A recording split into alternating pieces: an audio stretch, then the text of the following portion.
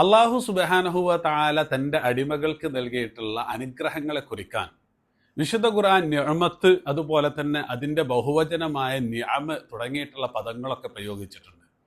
എന്നാൽ കന്നുകാലികൾ എന്നുള്ള അർത്ഥത്തിൽ വിശുദ്ധ ഖുർആൻ പ്രയോഗിച്ചത് നഅമ്, അതിൻ്റെ ബഹുവചനമായ അൻആമ് തുടങ്ങിയ പദങ്ങളുമാണ്. ഇവ തമ്മിൽ എന്താണ് ബന്ധം എന്ന ചർച്ചയ്ക്ക് പ്രസക്തിയുണ്ട്.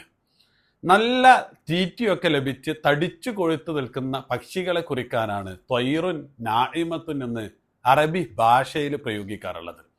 അതേപോലെ തന്നെ നല്ല തീറ്റി കഴിച്ച് നല്ല തടിച്ചു കൊഴുത്ത് വീർത്തു നിൽക്കുന്ന മൃഗങ്ങൾ, കന്നുകാലികൾ എന്നുള്ള അർത്ഥത്തിലാണ് അൻആമ് എന്നുള്ള പദം പ്രയോഗിക്കാറുള്ളത്. അല്ലാഹു സുബ്ഹാനഹു വ തആല മനുഷ്യർക്ക് നൽകിയിട്ടുള്ള അനുഗ്രഹങ്ങളിൽ ഏറ്റവും മികച്ചതാണ് കന്നുകാലികൾ എന്നുള്ളത് കൊണ്ടാണ് നിഅമത്ത് എന്നുള്ള പദത്തിൽ നിന്ന് തന്നെ ഉത്ഭവിക്കുന്ന അൻആമ് എന്നുള്ള പദം കന്നുകാലികൾക്ക് പ്രയോഗിച്ചു തുടങ്ങിയത്. അതിൽ തന്നെയും ഒട്ടകമാണ് ഏറ്റവും മികച്ചത് എന്നുള്ളത് കൊണ്ട് അറബികൾ ഒട്ടകം എന്നുള്ള അർത്ഥത്തിലും ഈ പദം പ്രയോഗിക്കാറുണ്ട്.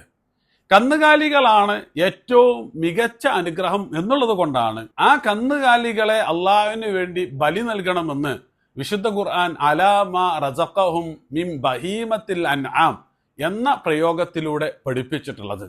അള്ളാഹു തൻ്റെ അടിമക്ക് നൽകിയിട്ടുള്ള ഏറ്റവും മികച്ച നിഅമത്താണ്, അഥവാ കാലികൾ, അൻആമുകളെയാണ് അടിമ തിരിച്ച് അള്ളാഹുവിന് കൊടുക്കേണ്ടത് എന്നുള്ള മെസ്സേജാണ് ഈ പറയുന്ന അൻആം അഥവാ കന്നുകാലികളെ ബലി നൽകുന്നതിലൂടെ ഇസ്ലാം മനുഷ്യന് പകർന്നു കൊടുക്കുന്നത്.